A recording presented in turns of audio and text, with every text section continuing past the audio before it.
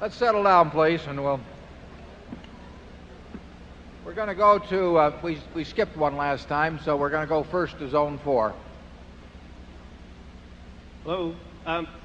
My name's Nelson Arata. I'm from Southern California, and I have a question. It's not really related to intrinsic value or any of that stock stuff, but more on houses.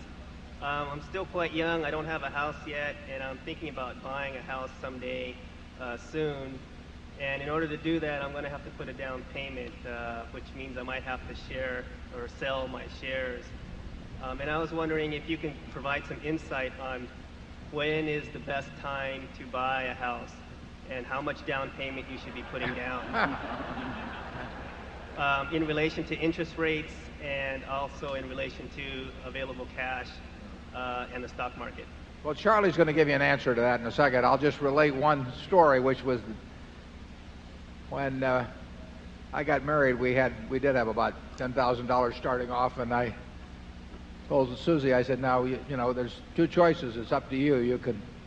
We can either buy a house, which will use up all my capital, clean me out, and it'll be like a carpenter who's had his tools taken away from him, or you can let me work on this, and someday, who knows, maybe I'll even buy a little bit larger house than would otherwise be the case. So she was very understanding on that point, and we waited until 1956. We got married in 1952, and I decided to buy a house when the down payment was about 10% or so of my net worth, because I really felt I wanted to use the capital for other purposes. But that was a way different environment in terms of what was available to buy. In effect, if you have the house you want to buy, I definitely believe in just going out and probably getting the job done. But in effect, you're probably making something in the area of a 7 or 8% investment implicitly when you do it. So you'll have to figure out your own equation from that. Charlie probably has better advice on that. He's a big homeowner in both senses of the word.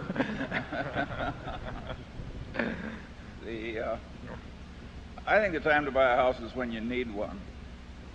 And when do you need one? Well, I have very old-fashioned ideas on that too. The single people, I don't care if they ever get a house.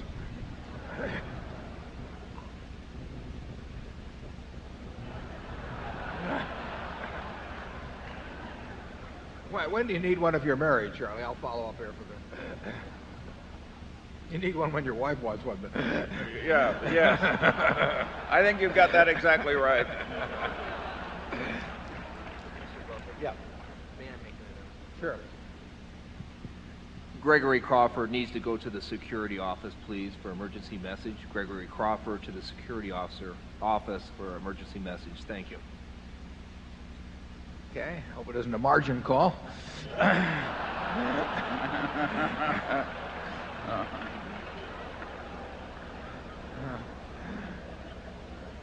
Okay, we'll go to Zone 1, please. I'm Ralph Pfeffer from Phoenix, Arizona.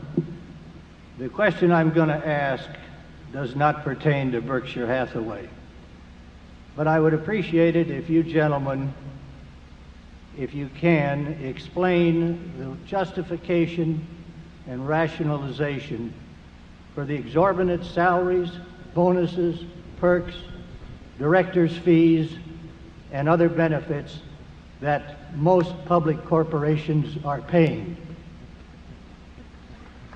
Well, I would say this. In my own view, the most exorbitant are not necessarily the biggest numbers. What really bothers me is when companies pay a lot of money for mediocrity, and that happens all too often. But we have no quarrel in our subsidiaries, for example, for paying a lot of money for outstanding performance. I mean, we get it back 10 or 20 or 50 for one. And similarly, in public companies, we think that there have been managers and are managers who have taken companies to many, many, many billions of market value, more than would have happened with virtually anyone else. And they sometimes take a lot of money for that. Sometimes, as in the case of Tom Murphy at Cap Cities, it just didn't make a difference to him. I mean, he performed in a way that would have justified huge sums, but it wasn't. I mean, he would tell you that he had all the money he needed, and he just didn't care to take what the market might bear. But I am bothered by irrational pay systems, and I'm particularly bothered when average managers take really large sums. I'm bothered when they design or have designed for them systems that are very costly to the company, maybe partly to make themselves look good because they want huge options themselves, so they feel like they give options widely throughout the company. So they design a system that is illogical company-wide because they want one that's illogical for them personally.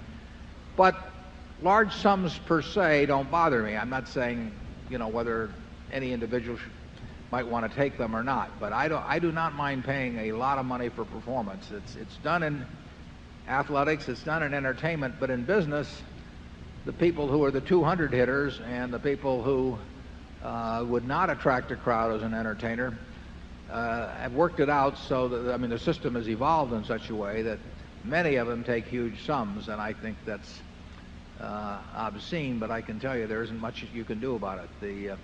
The system feeds on itself, and companies do look at other companies' proxy statements. Every CEO does, and they say, well, if Joe Smith is worth X, I have to be worth more. And they tell the directors that certainly you wouldn't be hiring anybody that was below average, so how can you pay me below average? And the consultants come in and ratchet up the rewards, and it's not anything that's going to go away. It's like we were talking about campaign finance reform earlier. The people who have their hands on the switch are the beneficiaries of the system. Who have their hands on the switch are the beneficiaries of the system, benefiting enormously and perhaps disproportionately from that system. Charlie? Well, yeah, I'd like to report that the original Vanderbilt behaved even better than the people at Berkshire Hathaway. He didn't take any salary at all. He thought it was beneath him as a significant shareholder to take a salary. That ideal, I'm afraid, died with him. And yeah, Charlie and I, our directors are paid $900 a year, but I tell them on an hourly basis they're making a fortune because we don't work them that hard. But what Charlie and I did not think through when we established that $900 a year is that they set our salaries too. So we have not followed the standard procedure, which is to load it on the directors, and the directors shall load it on you. I do think it will have pernicious effects for the country. Load it on you. I do think it will have pernicious effects for the country. It's escalating because I think you're getting at the very top, corporate salaries in America are too high. And that is not a good thing for a civilization when the leaders are regarded as not dealing fairly with the institutions that they head.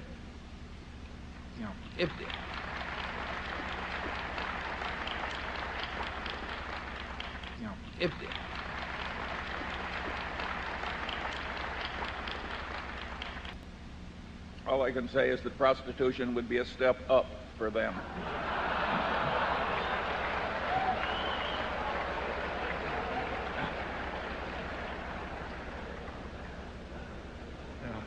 Put him down as undecided. Zone 5. Hello, Mr. Buffett and Mr. Munger. My name is James Claus from New York City, and I just wanted to ask you a question. Both you and Mr. Munger have repeatedly said that you don't believe that business valuation is being taught correctly at our universities. And as a PhD student at Columbia Business School, that troubles me understandably, because in a couple of years I'll be joining the ranks of those teaching business valuation. My question isn't what sources such as Graham or Fisher or Mr. Munger's talks you would point people that are teaching business valuation to, but do you have any counsel about the techniques of teaching business valuation? Well, I was lucky. I had a sensational teacher in Ben Graham, and we had a course there. There's at least one fellow out in the audience here that attended with me, and just Ben made it terribly interesting. What we did was we walked into that class and we valued companies, and he had various little games he would play with us. Sometimes he would have us evaluate company A and company B with a whole bunch of figures, and then we would find out that A and B were the same company at different points in its history, for example. And there were a lot of little games he played to get us to think about what were the key variables and, you know, how could we go off the track. I remember one time Ben met with Charlie and me and about 9 or so other people down in San Diego in 1968 or so, and he gave all of us a little true-false test, and we all thought we were pretty smart. We all flunked, but that was his way of teaching us that a smart man playing his own game and working at fooling you could do a pretty good job at it. But I would, you know, if I were teaching a course on investments, there would be simply one valuation study after another with the students trying to identify the key variables in that particular business and evaluating how predictable they were first, because that is the first step. If something is not very predictable, forget it. You know, you don't have to be right about every company. You have to make a few good decisions in your lifetime. But then when you find, the important thing is to know when you find one where you really do know the key variables, which ones are important, and you do think you've got a fix on them. Where we've done well, Charlie and I made a dozen or so very big decisions relative to net worth, but not as big as they should have been. And we've known we were right based on those going in. I mean, they just weren't that complicated, and we knew we were focusing on the right variables and that they were dominant. And we knew that even though we couldn't take it out to 5 decimal places or anything like that, we knew that in a general way we were right about them. And that's what we look for, the fat pitch. And that's what I would be trying to teach students to do. And I would not try to teach them to think they could do the impossible. Charlie? Yes, if you're planning to teach business valuation, and what you hope to do is teach the way people teach real estate appraising. So you can take any company, and your students, after studying your course, will be able to give you an appraisal of that company, which will indicate